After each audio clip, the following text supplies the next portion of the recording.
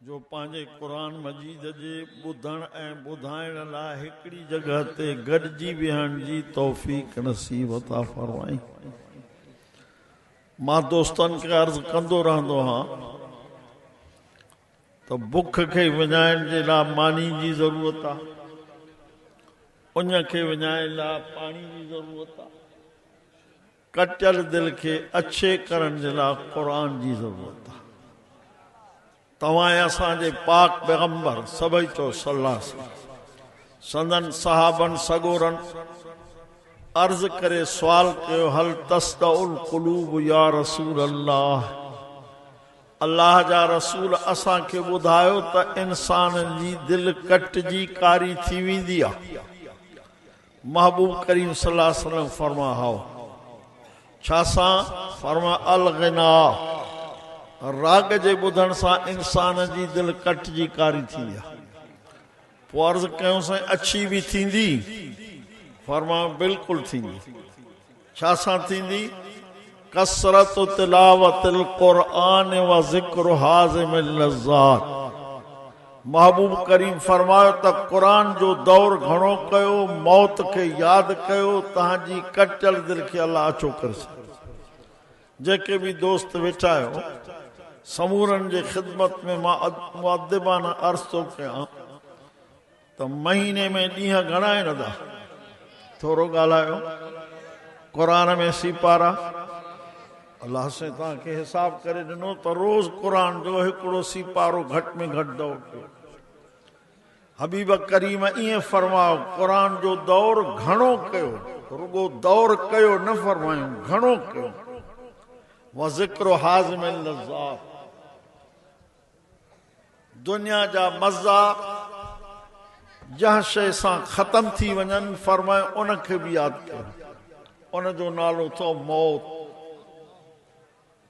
मुस्तफ़ा करीम सभई चओ सल्लल्लाहु अलैहि वसल्लम साईं जन फरमायो इज़ा मातल इंसान, इंसान जॾहिं मरे थो उन सां टे शयूं गॾु हलनि थियूं।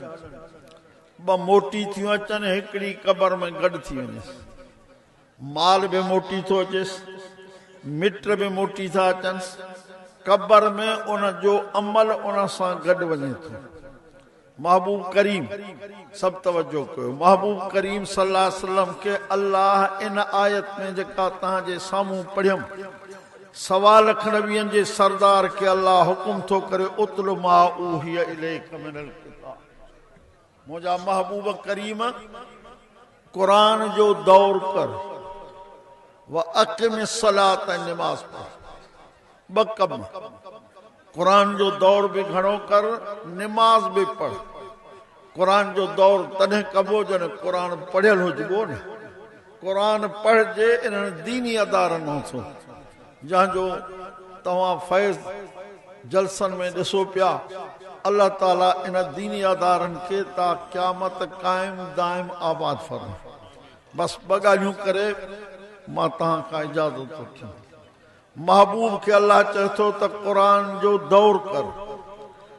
इन्ही जगह ते ॿी जगह ते फरमाइसि या अय्युहल मुज़म्मिल क़ुमिल लैल इल्ला क़लीलन निस्फ़हु अव इनक़ुस मिन्हु क़लीलन औ ज़िद अलैहि वरत्तिलिल क़ुरआन तरतीला।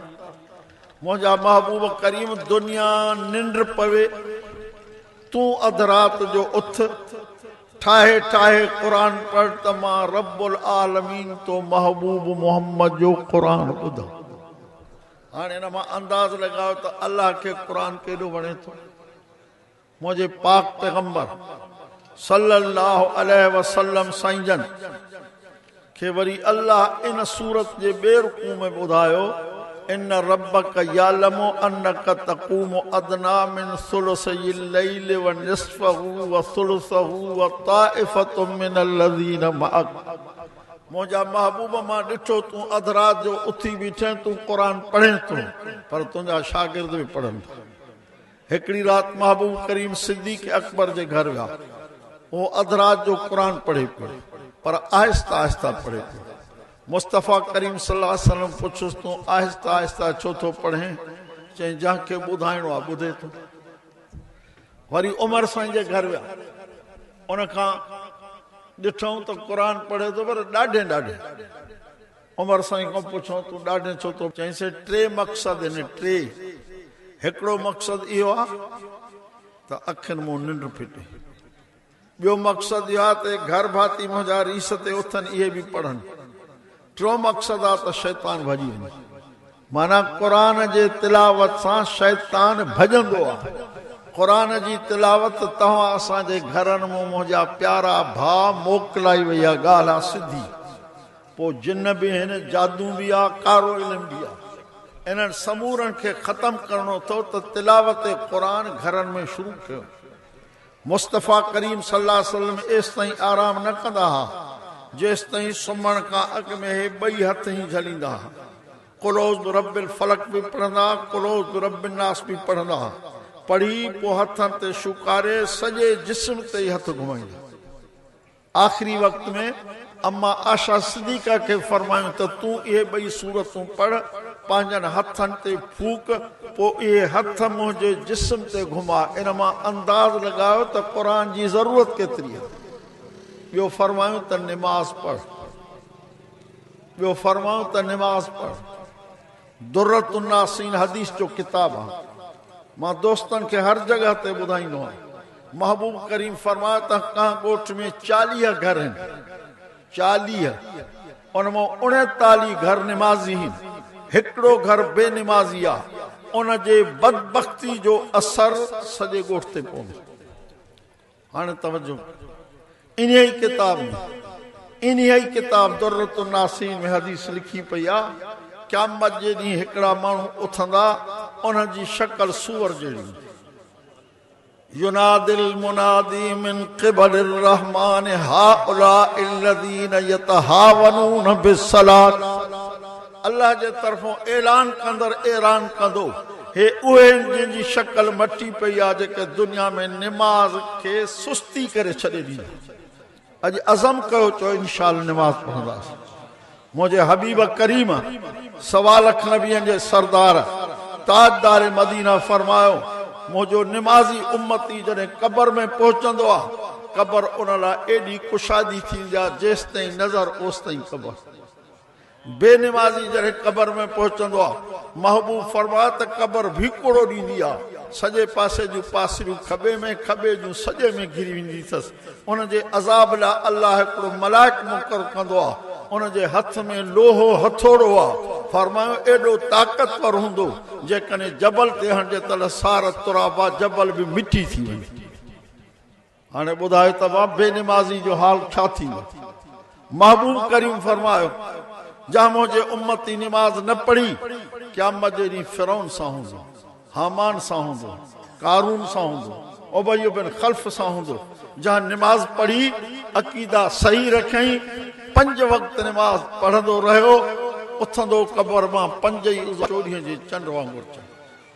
मां हौज़े कौसर ते वठी ईंदुमि जंहिंजो पाणी खीर खां अछो माखीअ खां मिठो हिकिड़ो ढुक पीअंदो त 50,000 वरे ताईं उञ ई न लॻंदसि मुंहिंजे हबीब करीम 1.25 लाख नबियनि जे सरदार ताजदार मदीना मिठड़े अली साईं खे बि फरमाया प्यारा अली जिन खे जन्नत जी टिकट मिलेली 10 साहबनि खे उन मां हिकिड़ो अली साईं बि हो फरमायो सुम्हण खां अॻु में 4 दफ़ा अलहम्द पढ़ अलहम्द त चयो थो न 3 दफ़ा कुल अल्लाह पढ़ 4 दफ़ा अलहम्द पढ़ंदे 2 क़ुरान जे ख़त्मनि जो सवाब मिलंदी 3 दफ़ा कुल अल्लाह पढ़ंदे 30 सीपारनि जो सवाब मिलंदी बसि हिकिड़ी ॻाल्हि पोयां ॿुधायां मां अर्ज़ु कंदो आहियां दोस्तनि खे त 3 दफ़ा कुल अल्लाह पढ़ो पंहिंजे वॾड़नि जे रूह खे सवाब बख़्शो जेके तव्हां असां खां मोकिलाए विया आहिनि तव्हां असांखे मानी जी ज़रूरत आहे उनखे रोज़ानो सवाब जी ज़रूरत आहे रोज़ानो सवाब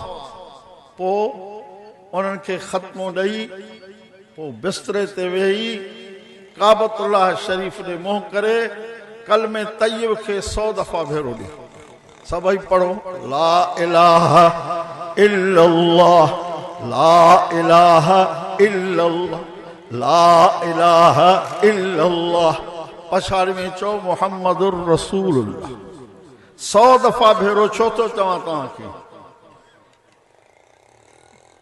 हिकिड़ो किताब आहे मौलाना अशरफ अली थानवी रहमतुल्लाह अलैह जो, उनजो नालो आहे जज़ाउल आमाल।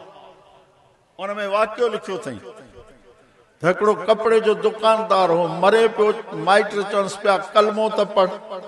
माइट चवंदा आहिनि पर हुकुम ईअं आहे त हुनजे भरिसां ॾाढे कलमो पढ़जे, चइजेसि न त पाण पढ़े। हुनखे चवनि पिया कलमो पढ़। चए त मुंहिंजे दुकान में फलाणे पासे ॾों भलो कपिड़ो पियो थो। वरी चवनिसि कलमो पढ़। चई फलाणो माण्हू ॾेती लेती जे हिसाब सां भलो थो। इहे 2 अखर चवंदो रहियो, साह निकिरी वियुसि, कलमो न पढ़े। महबूब फरमा जंहिं मुंहिंजे उम्मती जे ज़ुबान तां पछाड़ी में इहो कलमो निकितो, मां उनखे ॿुधाए थो छॾियां। महबूब फरमा दख़ल जन्नत जन्नती थी। तंहिं करे मां अर्ज़ु कंदो रहंदो आहियां त रोज़ानो हिन कलमे खे 100 दफ़ा भेरो ॾियो त ज़ुबान ते पको थिए। पर का अल्लाह जे बाने वरी ही बि लिखियो आहे, हिकु दफ़ो नथो थी सघे, हर निमाज़ खां पोइ 20 दफ़ा पढ़ो। अब 5 निमाज़नि खां पोइ घणा दफ़ा थींदा? 100 दफ़ा। पर उन सां गॾोगॾु वरी हिकिड़ो अखर या बासित जो बि मिलाए।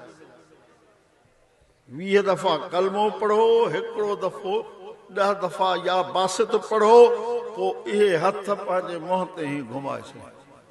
अल्लाह साईं तव्हांजे रिज़्क रोज़ी में बि बरकत कंदो ऐं तव्हांजो कलमो पको थींदो, मरंदे घड़ी ज़ुबान ते चालू थींदो। इंशा अल्लाह 3 जहान असांजा कामयाब। अब 3 जहान सम्झो था? हिकिड़ो जहां में वेठा आहिनि, ॿियो क़बर वारो जहान, टियों आख़िरत वारो। व आख़िर दावाना अनिल हम्दुलिल्लाह।